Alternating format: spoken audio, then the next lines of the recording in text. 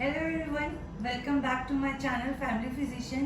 I am Dr. प्रगति अर्जरिया और आज मैं आई हूँ आपके साथ एक और डिजीज के बारे में अवेयरनेस शेयर करने जिसका नाम है टाइफाइड। पिछली वीडियो में मैंने मॉनसून से रिलेटेड एक डिजीज जिसका नाम डेंगू है उसका फुल डिस्क्रिप्शन दे दिया है।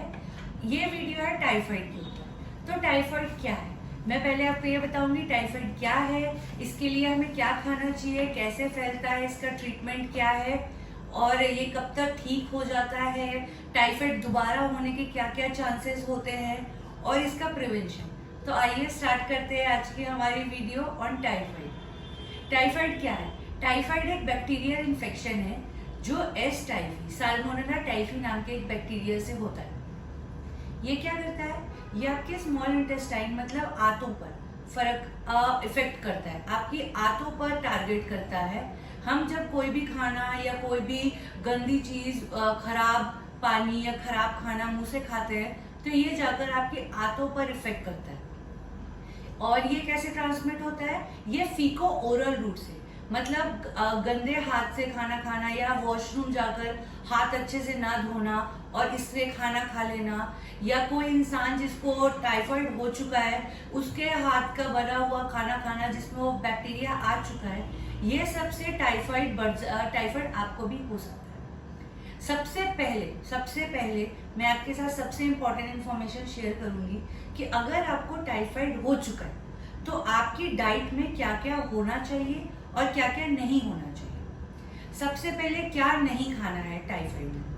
टाइफाइड में कोई भी तली भुनी चीजें, डीप फ्राइड ऑयल, घी, बटर, ये सब नहीं खाना है, ये सब पचने में दिक्कत होती है। दूसरा, आपको कोई भी स्पाइसी फूड जिसपे मसाले ज्यादा हों वो सब टाइफाइड में नहीं खाना है। फाइबर्स हो गया, जो भी रेशे वाले फल फूल हैं, सब्जियां हैं, छिलके वाली दालें हो गई जो पचने में दिक्कत करती हैं आपको, वो भी नहीं खाना है। लहसुन प्याज, इससे क्या होता है, इनसे गैस होता है लहसुन प्याज से, तो लहसुन और प्याज को भी नहीं खाना है। फ्रूट्स जैसे कि आम हो गया, पाइनएप्पल हो गया जिसे हम अनानास बोलते हैं, वो भी नहीं खाना है। और स्पेशली नॉनवेज आइटम, हाँ नॉनवेज आइटम भी डाइजेस्ट करने में बहुत टाइम लगता है, तो आपको ये सब खाने में बिल्कुल भी नहीं खाना है। तो आप क्या खा सकते हैं? आप दूध ले सकते हैं, दही घर का बनाया हुआ फ्रेशली प्रिपेयर्ड दही आप खा सकते हैं। हमें फ्रेशली प्रिपेयर्ड क्यों खाना है? अगर दही पुराना है तो उसमें गुड बैक्टीरिया बैड बैक्टीरिया दोनों की संख्या होगी और बैड बैक्टीरिया बढ़ चुके होंगे, और हमको टाइफाइड में सिर्फ गुड बैक्टीरिया चाहिए। हमें ताज़ा बना हुआ घर का नॉर्मल टेम्परेचर, ठंडा नहीं, नॉर्मल टेम्परेचर का दही खाना है। हम ड्राई फ्रूट्स में क्या खा सकते हैं? रेजिन्स किसको बोलते हैं? किशमिश। सिर्फ किशमिश ही एक ऐसा ड्राई फ्रूट है जिसे हम खा सकते हैं।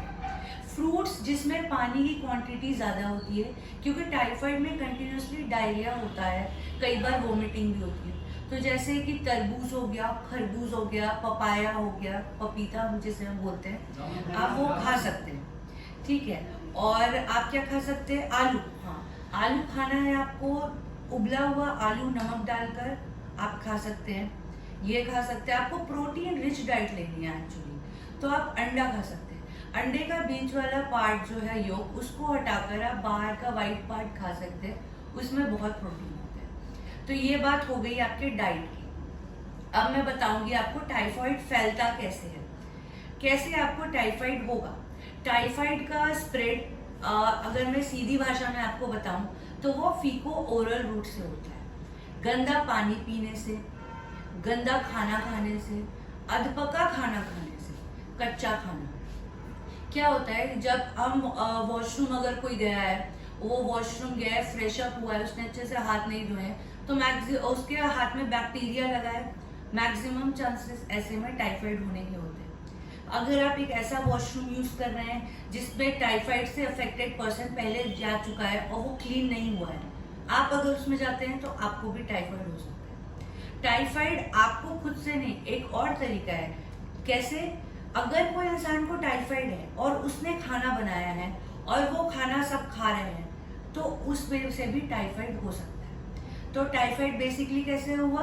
गंदा पानी, गंदा खाना, कच्चा खाना, किसी और को टाइफाइड हो चुका है उसके हाथ का खाना खाना, अनहाइजीनिक रहना, हैंड वॉश ना करना, ये सबसे टाइफाइड फैलने की मैक्सिमम चांसेस होते हैं। तो ये हो गया हमारा स्प्रेड टाइफाइड। अब मैं आपको बताऊंगी प्रिवेंशन, आप टाइफाइड से कैसे बचें। आप अपना पर्सनल हाइजीन मेंटेन करें, नाखून अच्छे से काटें, बार बार हैंड वॉश करें ताकि आपका हैंड क्लीन हो। अपना वॉशरूम जहाँ पर आप अपने घर का या बाहर भी जहाँ यूज करते हैं वो क्लीन होना चाहिए, वो इन्फेक्शियस नहीं होना चाहिए, तब आप टाइफाइड से बच सकते हैं। खाना पका हुआ खाएं, गरम गरम ताज़ा खाना खाएं, पुराना खाना मॉनसून के मौसम में जब टाइफाइड इतना कॉमन होता है तब बिल्कुल भी ना खाएं। खाना अगर पुराना भी थोड़ा है, अगर सुबह का है, कल रात का है, तो एटलीस्ट वो अच्छे से पका हुआ और गर्म होना चाहिए। गर्म खाने में, पके हुए खाने में बैक्टीरिया की ग्रोथ नहीं हो पाती है, बैक्टीरिया मर जाते हैं, तो आप वैसा खाना खा सकते हैं इससे। और पानी पिए तो साफ पानी या बॉटल का, आरओ का पानी या मिनरल वाटर जैसे कि या बिस्लेरी वगैरह वाटर, ऐसे वाटर का आप यूज करें। हैंड वॉश करें, अच्छा खाना खाएं, बाहर खाना कम से कम खाएं। बाहर खाने से क्या है कि आप तो अपने घर में अच्छा खाना बना रहे हैं, पर अगर आप बाहर खाना खाना जा रहे हैं, आपको पता नहीं कि उसने कौन सा पानी सामने वाले ने यूज किया है, कौन से उसने अच्छे से खाना पकाया है, सब्जी अच्छे से पकाई है या नहीं पकाई है। तो इस मौसम में, खास करके मानसून के मौसम में, मैं आप एज अ डॉक्टर आपको ये एडवाइस दूंगी कि आप बाहर का खाना कम से कम खाएं। और अगर आपको खाना ही पड़ रहा है तो आप बहुत ही हाइजीनिक जगह पर खाएं जिस पर आप ट्रस्ट कर सकते हैं कि ये एक हाइजीनिक प्रैक्टिस फॉलो करते हैं। ऐसे करके आप टाइफाइड से बच सकते हैं। टाइफाइड डेवलपिंग कंट्रीज में बहुत कॉमन होता है, जो डेवलप हो रही हैं। क्यों? क्योंकि यहाँ डेवलपिंग कंट्रीज में सीवेज डिस्पोजल परफेक्ट नहीं होता है। आप कहाँ पर यूरिन पास हो रहा है वो अच्छे से ट्रीट नहीं होता है, आदमी वॉशरूम जाता है, फेसेस कलेक्ट होते हैं, स्टूल कलेक्ट होते हैं, तो आपका सीवेज डिस्पोजल परफेक्ट नहीं होता है। जबकि डेवलप्ड कंट्रीज में सीवेज डिस्पोजल का बहुत ज़्यादा ध्यान दिया जाता है, इस वजह से वहाँ टाइफाइड कम है। तो अगर कोई इंसान डेवलपिंग कंट्री आ रहा है तो मैक्सिमम चांस, या ऐसी कंट्री जहाँ पर टाइफाइड बहुत फैला हुआ है, तो मैक्सिमम चांसेस है उसको टाइफाइड होने के। ठीक है, तो ऐसे में आप क्या करें, पहले से टाइफाइड की वैक्सीन ले लें। याद रखें, टाइफाइड एक ऐसी बीमारी है जिसकी वैक्सीन अवेलेबल है। तो अगर आप ऐसी जगह ट्रैवल कर रहे हैं तो आपको टाइफाइड की वैक्सीन लगवा लेनी चाहिए पहले से, ताकि आप टाइफाइड से बचें। तो ये हो गया प्रिवेंशन टाइफाइड का। तो अब तक मैं आपको डाइट और प्रिवेंशन बता चुकी हूँ, स्प्रेड बता चुकी हूँ। अब मैं आपको बताऊंगी कि सिम्टम्स क्या होते हैं, क्या सिम्टम्स आएंगे किसी मरीज को अगर उसे टाइफाइड हो रहा है। तो आप याद रखिए, एक पहला होता है high grade fever. High grade, उसको बहुत तेज बुखार रहेगा, और बुखार एक टाइफाइड की पैटर्न होता है। टाइफाइड के फीवर का पैटर्न होता है स्टेप लैडर पैटर्न में और फीवर होता है। मतलब पहले फीवर आपको कम होगा, फिर धीरे धीरे दिन पर दिन वो फीवर बढ़ता जाता है। ये टाइफाइड के फीवर की स्पेशलिटी होती है। फीवर हो गया, हेडेक, सर दर्द होना, वीकनेस आना, बहुत कमजोरी लगती है एक टाइफाइड के पेशेंट को। उसके बाद क्या होता है, पेट में दर्द होना, लूज मोशन होना, कॉन्स्टिपेशन होना। ये रैशेस भी हो सकते हैं, और रैशेस का एक पैटर्न होता है, रोज स्पॉट पैटर्न हम जिसको बोलते हैं। ज्यादातर वो पेट के आसपास के एरिया में आपके रैशेस हो जाते हैं। और आपको क्या होगा, आपको कई बार मरीज को उल्टी तरह का लगता है, नोजिया, वोमिटिंग जिसे हम बोलते हैं, जी में चलना, वोमिटिंग, उल्टियां होना, ये बहुत कॉमन है। तो ये सारे सिम्टम्स हैं आपके टाइफाइड के। तो अगर आपको लग रहा है, और मसल पेन होना तो नॉर्मल है, मसल पेन हर बीमारी में होता है, टाइफाइड में, टाइफाइड का पर्टिकुलर नहीं है। टाइफाइड में बाकी सिम्टम्स ये सब आते हैं। और अगर टाइफाइड आपका सीवियर हो चुका है तो कई बार मरीज के नाक से, मुंह से, पेशाब के रास्ते, वो मोशन के रास्ते ब्लड का फ्लो होने लगता है, ब्लड आने लगता है उस रास्ते। ये कॉम्प्लिकेटेड टाइफाइड में होता है। अगर कॉम्प्लिकेट हो जाता है आपका टाइफाइड का, आप क्या क्या टेस्ट करा सकते हैं टाइफाइड के लिए। तो टाइफाइड के लिए सबसे पहले सीबीसी होता है, कंप्लीट ब्लड काउंट। दूसरा बहुत फेमस है टाइफाइड का स्पेशल टेस्ट, जिसे हम विडाल टेस्ट बोलते हैं। पर विडाल टेस्ट में हमेशा एक चीज याद रखें, पहले हफ्ते में अगर आपको टाइफाइड इन्फेक्शन हुआ तो पहले हफ्ते में कई बार ऐसा होता है कि विडाल टेस्ट नेगेटिव आ जाता है, ठीक है, दूसरे हफ्ते में वो पॉजिटिव आ जाता है। तो विडाल टेस्ट एक बहुत रिलायबल टेस्ट नहीं है टाइफाइड के लिए, क्योंकि वो पहले हफ्ते में तो नेगेटिव रहता है, पर जैसे जैसे साल्मोनेला टाइफी जो बैक्टीरिया जिसकी वजह से टाइफाइड हो रहा है वो आपके शरीर में बढ़ेगा सेकेंड वीक तक, तब वो पॉजिटिव होता है। ये हो गए 2 टेस्ट। थर्ड टेस्ट है ब्लड कल्चर। ब्लड कल्चर बहुत ही ऑथेंटिक रिपोर्ट देता है, उसमें वो सीधे सीधे देखते हैं कि आपके वो ब्लड में साल्मोनेला टाइफी नाम का बैक्टीरिया है या नहीं है। ये थर्ड टेस्ट हो गया। फोर्थ टेस्ट होता है जिसे हम एस टाइफी IgM कहते हैं। ये भी एक बहुत प्रिसाइज टेस्ट है टाइफाइड का। फिर हम एलिसा टेस्ट भी कर सकते हैं टाइफाइड के लिए, और फ्लोरेसेंट डाई टेस्ट भी कर सकते हैं टाइफाइड के लिए। तो ये सारे टेस्ट होते हैं टाइफाइड के लिए। ये सारे टेस्ट के बाद अगर किसी को टाइफाइड हो गया, अगर डिटेक्ट हो चुका है, उसको टाइफाइड हो चुका है, तो आप उसको कैसे ट्रीट करेंगे एज अ डॉक्टर, आप उसको कैसे ट्रीट करेंगे? या अगर मैं ये बताना चाहूंगी सबको कि टाइफाइड का सीक्वेंस पैटर्न ट्रीटमेंट का क्या होता है। पहला सबसे इंपॉर्टेंट पॉइंट, बॉडी हाइड्रेटेड रहनी चाहिए। क्यों? क्योंकि बॉडी में पानी की कमी हो रही है, तो आप IV फ्लूइड्स, इलेक्ट्रोलाइट्स ये सब दें। अगर मरीज मुंह से नहीं ले पा रहा है तो आप उसको इंट्रावेनसली IV फ्लूइड्स दें। उसको अगर उनको दूध पसंद है, दही या जूसेस, नारियल का जूस या जो कुछ भी पसंद है वो उसको दें। अगर वो मुंह से नहीं ले पा रहा है तो IV दें, IV फ्लूइड्स। ये हो गया। Second, antibiotics. टाइफाइड ठीक एंटीबायोटिक्स से ही होता है, तो एंटीबायोटिक्स का कोर्स कैसा कैसा है तो आइए जानें। सेफ्ट्रेक्सोन देते हैं हम। सबसे पहले सेफ्ट्रेक्सोन देते हैं पेशेंट को इंट्रावीनसली 1 ग्राम दिन में 3 बार। अगर सेफ्ट्रेक्सोन काम नहीं कर रहा है तो दूसरा हम दे सकते हैं एंटीबायोटिक सिप्रोफ्लॉक्सासिन 750 mg दिन में 1 बार 14 दिनों के लिए। इसके अलावा एक और एंटीबायोटिक है जिसे हम दे सकते हैं अजिथ्रोमाइसिन, वो 750 mg दिन में 1 बार 7 दिनों तक के लिए। इसके बाद क्या होता है कि इंसान टाइफाइड से ठीक हो जाता है। इसके बाद भी अगर आपका टाइफाइड ठीक नहीं होता तो क्या देना चाहिए? उसको सिप्रोफ्लॉक्सासिन दे 500 mg दिन में 1 बार 6 हफ्ते तक के लिए। याद रखें। हमें कैसे पता चलेगा? अरे, और अगर इसके बाद भी अगर आपका ठीक नहीं हो रहा है, मैं इसके बाद कैसे पता चलता है कि पॉजिटिव है कि नेगेटिव, बाद में कंसल्ट करती हूँ।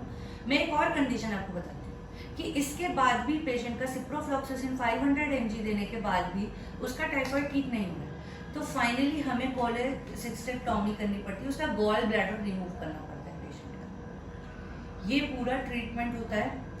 और मैं आपको बताना चाहूंगी कि कैसे पता चलेगा कि किसी को टाइफाइड अब खत्म हो चुका है या अभी भी उसको टाइफाइड है। हम 6 कॉन्जिक्यूटिव ब्लड कल्चर टेस्ट करते हैं 6 बार कंटिन्यूस। अगर नेगेटिव आ रहा है तभी आप टाइफाइड से रिकवर हो चुके हैं, और नहीं हुआ है तो आप अभी भी टाइफाइड पॉजिटिव हो सकता है। 1, 2, 3 बार आप नेगेटिव आ जाएं, फिर आप पॉजिटिव आ जाएं। कंटिन्यूसली 6 बार आपको आपका ब्लड कल्चर टाइफाइड पे नेगेटिव आना चाहिए, तभी आप टाइफाइड आपका कंप्लीटली ट्रीट हो चुका है। तो मैंने आपको बताया IV फ्लूइड्स के बारे में, एंटीबायोटिक के बारे में। फिर आते हैं एंटीएमेटिक्स। आप मरीज को उल्टियाँ होती हैं तो आपको उसके अकॉर्डिंग दे सकते हैं। ऑन्डेंसेट्रॉन हो गया या बाकी कॉम्बिनेशंस जो हो जाते हैं एंटीएमेटिक्स के, वो दे सकते हैं। और हम देते हैं एंटीपायरेटिक्स। एंटीपायरेटिक्स वो ग्रुप होता है दवाइयों का जिससे बुखार हो जाता है, जैसे पैरासीटामोल। एक बात और मैं अपने व्यूअर्स को बताना चाहूंगी, कई बार ये होता है कि हम पैरासीटामोल लेते हैं और बुखार नहीं उतर पाता। इस केस में आप क्या करें? आप मरीज के सिर पर गीले पानी की पट्टी रखें, सिर पर, हाथ पर, पैर के तलवे पर कंटिन्यूसली गीली पट्टी से उसका बुखार उतारने की कोशिश करें। ये बहुत ही इफेक्टिव तरीका है बुखार उतारने का। तो आप पैरासीटामोल तो ले ही, उसके साथ साथ आप मरीज को के सिर पर, हाथ पर, पैर के तलवों पर गीले पानी की पट्टी रखें। हमेशा याद रखें, गीले पानी की पट्टी पेट पर नहीं रखनी है, सिर्फ सर पर, हाथ पर, पैर पर। तो ये हो गया ट्रीटमेंट आपका टाइफाइड का। टाइफाइड का कब तक ठीक होता है, उसका प्रोग्नोसिस जिसे हम बोलते हैं वो क्या है, तो वो काफी टाइम ले लेता है, 2 से 3 हफ्ते में आपका टाइफाइड ठीक होगा। और चांसेस है कि आपको अगर आपका टाइफाइड पूरी तरीके से ट्रीट नहीं हुआ है, सिम्टम्स चले गए हैं, आपको लगेगा टाइफाइड जा चुका है, पर वो टाइफाइड बार बार होता है, तो क्या होता है, रिकरेंट टाइफाइड आपको बार बार होगा। तो आपको पूरा कोर्स मेडिसिन का लेना बहुत जरूरी है टाइफाइड ट्रीट करने के लिए। टाइफाइड के कॉम्प्लिकेशंस होते हैं, मेजर कॉम्प्लिकेशंस होते हैं। क्या होते हैं, जैसे मैंने आपको बताया है कि ये आंतों की बीमारी है, तो क्या होता है, आपके आंतों से खून निकलना शुरू हो जाता है, इंटेस्टाइनल ब्लीडिंग हम जिसको कहते हैं। आंतों में आपके छेद होना शुरू हो जाता है, इंटेस्टाइनल परफोरेशन, जिसकी वजह से खून बाहर निकलने लगता है। वो बैक्टीरिया आंतों से बाहर निकलकर आपके पेट के या में सब में आकर सूजन पैदा कर देगा, जिसे हम पेरिटोनाइटिस बोलते हैं। इसकी वजह से इन्फेक्शन हो जाता है, आपकी बॉडी में सेप्टिक हो जाता है, जिसके वजह से पेशेंट की डेथ भी हो सकती है। तो टाइफाइड एक सीरियस डिजीज है जिसे क्योर किया जा सकता है, और पूरा कोर्स मेडिसिन का लेने के बाद ही। कई बार होता है पेशेंट सोचते हैं कि हमारे सिम्टम्स जा चुके हैं, हम ठीक हो गए, पर नहीं, आपको टाइफाइड के मेडिसिन का, एंटीबायोटिक्स का कोर्स कंप्लीट करना मैंडेटरी है। तो ये सब पॉइंट्स आप जरूर याद रखें। और अगर आपकी कोई भी और क्वेरीज हैं टाइफाइड को लेकर, तो मुझे प्लीज़ कमेंट सेक्शन में बताएं। और इस मानसून के मौसम में अपना ख्याल बहुत अच्छे से रखें, बाहर का खाना पीना बिल्कुल बंद रखें, अपने आप को साफ सुथरा रखें और अपना हाइजीन पर ध्यान दें।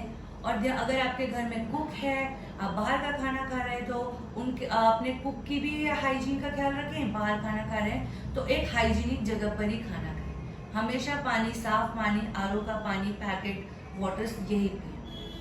Thank you for watching this video. अगर आपको ये यूजफुल लगती है तो इसे लाइक करें, मेरे चैनल को सब्सक्राइब करें, और ऐसी ही वीडियोस के लिए हमें आप कमेंट सेक्शन में ज़रूर बताएं कि आप ऐसी कौन सी और डिजीजेस और कौन सी वीडियोस देखना चाहते हैं। Thank you for watching, have a good day.